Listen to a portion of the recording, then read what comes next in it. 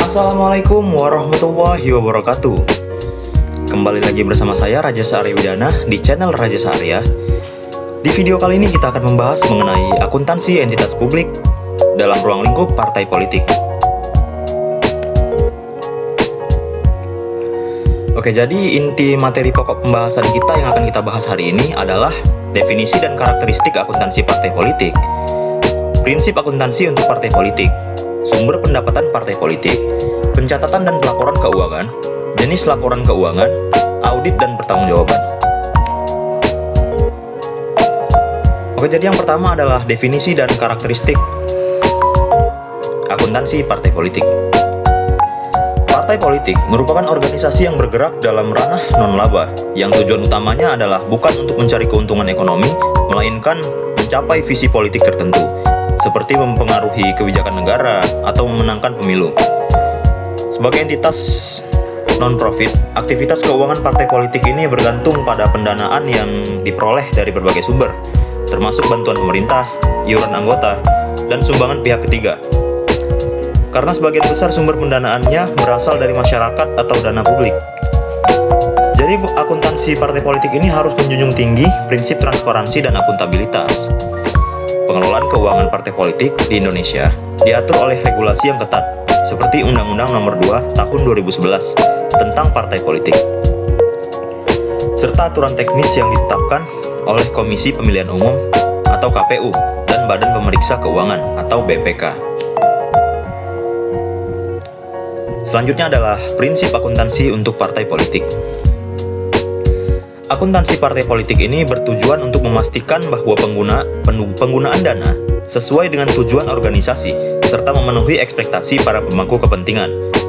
Jadi prinsip utama yang ditetapkan adalah akuntabilitas publik, di mana partai harus menyajikan laporan keuangan yang dapat diaudit dan dipertanggungjawabkan kepada publik serta otoritas terkait.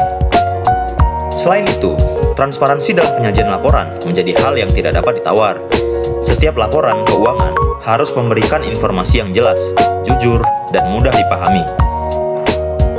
Regulasi yang berlaku juga mewajibkan partai politik untuk menyusun laporan keuangan sesuai dengan standar akuntansi entitas nirlaba, yaitu PSAK 45, yang dirancang khusus untuk organisasi non-laba. Kemudian selanjutnya adalah sumber pendapatan partai politik. Pendapatan partai politik terdiri dari beberapa kategori utama. Yang pertama adalah iuran anggota, yaitu kontribusi rutin dari anggota partai. Kemudian yang kedua adalah donasi atau sumbangan yang dapat berasal dari individu maupun badan usaha, dengan batasan jumlah sesuai regulasi untuk mencegah potensi konflik kepentingan. Dan yang ketiga adalah bantuan pemerintah. Bantuan pemerintah ini dialokasikan berdasarkan perolehan suara partai politik dalam pemilu. Dan yang terakhir adalah pendapatan lain, seperti hasil kegiatan yang sah menurut hukum, misalnya hasil seminar, pelatihan, atau penjualan barang tertentu yang berhubungan dengan partai. Sumber pendanaan ini harus dicatat dan dikelola secara sistematis dengan memenuhi peraturan yang berlaku untuk menghindari pelanggaran hukum. Selanjutnya adalah pencatatan dan pelaporan keuangan. Nah, jadi dalam pelaporan keuangan, partai politik ini mencatat elemen-elemen utama, yaitu aset, liabilitas, pendapatan, dan beban. Aset itu meliputi uang kas, aset tetap, serta aset lain yang dimiliki partai. Sedangkan liabilitas adalah kewajiban yang harus dilunasi, seperti utang atau kewajiban kontrak. Nah, pendapatan berasal dari sumber-sumber yang telah disebutkan, sementara beban mencakup pengeluaran untuk kampanye, operasional kantor, kegiatan organisasi, serta program-program lain yang mendukung misi partai. Pelaporan keuangan partai politik harus mencakup beberapa dokumen utama, yaitu seperti laporan posisi keuangan atau neraca, mencatat aset, liabilitas, dan ekuitas dana. Laporan aktivitas menyajikan pendapatan dan beban selama periode tertentu, sehingga dapat menunjukkan surplus atau defisit keuangan. Laporan arus kas menggambarkan aliran masuk dan keluar kas dari aktivitas operasional, investasi, dan pendanaan. Selain itu, Catatan atas laporan keuangan atau CALK memberikan penjelasan rinci terkait komponen-komponen laporan keuangan, termasuk informasi tambahan mengenai sumber pendapatan dan penggunaan dana. Selanjutnya adalah audit dan pertanggungjawaban. Nah, jadi untuk menjaga akuntabilitas, laporan keuangan partai politik harus diaudit oleh auditor independen yang terdaftar. Audit ini memastikan bahwa laporan keuangan disusun sesuai dengan standar akuntansi yang berlaku dan mencerminkan kondisi keuangan partai secara wajar. Hasil audit kemudian dilaporkan kepada Komisi Pemilihan Umum atau KPU dan Badan Pemeriksa Keuangan atau BPK yang berfungsi sebagai pengawas utama keuangan partai politik. Ketidakpatuhan terhadap kewajiban pelaporan dapat dikenakan sanksi administratif maupun pidana, seperti penghentian bantuan dana dari pemerintah, denda, atau hingga pembatasan aktivitas politik. Jadi selanjutnya adalah jenis laporan keuangan. Yang pertama itu ada laporan posisi keuangan atau neraca. Jadi itu seperti menunjukkan aset, kewajiban, dan ekuitas dana. Selanjutnya adalah laporan aktivitas. Itu mencatat pendapatan dan beban selama periode tertentu. Laporan arus kas, itu melaporkan aliran masuk dan keluar kas, baik dari operasional, investasi, maupun pendanaan. Dan yang terakhir adalah catatan atas laporan keuangan. Ini memberikan rincian tambahan mengenai laporan keuangan. Selanjutnya adalah pencatatan dan pelaporan keuangan. Aset itu meliputi uang kas, aset tetap, dan aset lain yang dimiliki partai. Kemudian liabilitas, hutang atau kewajiban yang harus dilunasi oleh partai.